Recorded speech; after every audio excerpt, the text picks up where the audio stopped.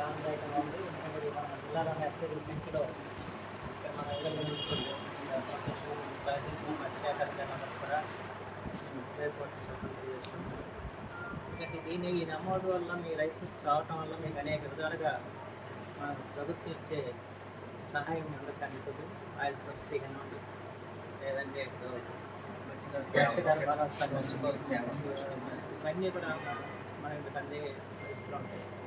అయితే దీన్ని మీరు సద్వినియోగం చేసుకుని మత్స్య సంపద ద్వారా మీరు జీవనోపాధి పొందుతున్నారు.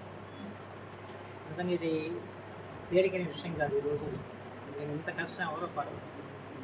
జనదగండం ఊరియల్ లాయెస్ట్గా నేను ప్రతిరోజు కూడా సముద్రంలో వేటాడుతూ నదుల్లో వేటాడుతూ వాళ్ళ జీవనం సాగిస్తున్నారు.